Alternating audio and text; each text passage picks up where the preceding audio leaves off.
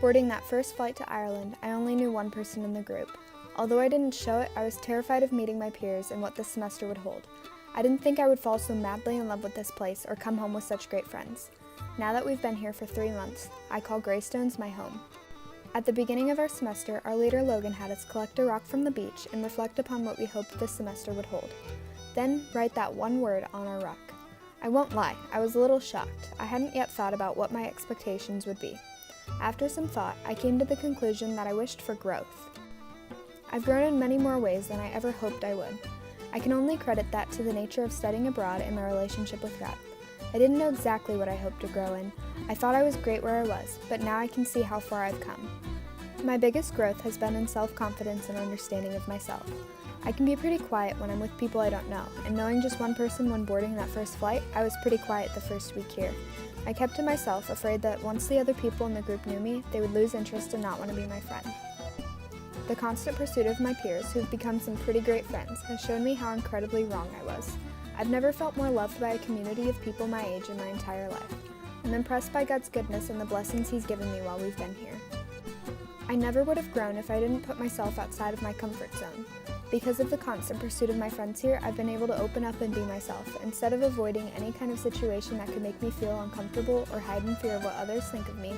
I've been able to engage in meaningful conversations and joyous times. As a directionally challenged person, I constantly have to ask for directions, which has always been outside of my comfort zone.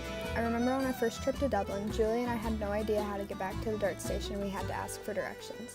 We went into a shop and asked a worker, and on the store computer she showed us the route. And us not knowing how far the station was, we sprinted to the DART to make it in time. Instead of just barely making the train, we ended up arriving to the station a good 5 minutes before the train left. Another story with my directionally impaired self is when Jan and I decided that we could walk back to Strand Mills from the Belfast city centre.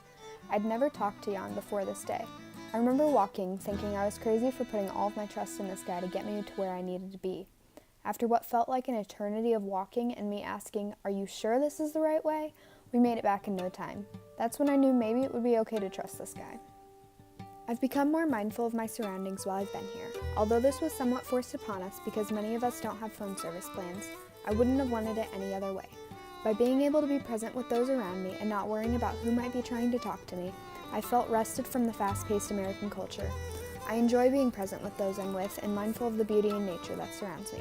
One thing I will never forget is when we were in Dingle and Leah said, "I just cannot imagine how someone could look at all of this and not believe in God."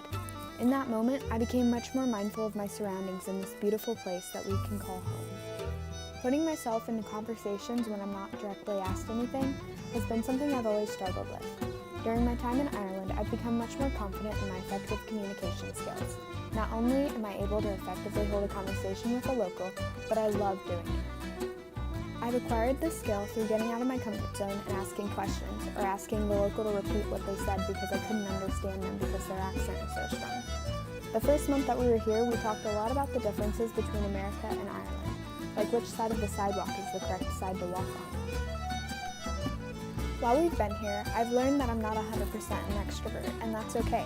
I found times to be by myself, and in these times, I've played my ukulele and sang. I've even written a few songs as well. While reflecting upon my semester in Ireland during one of my alone times, I wrote a little song.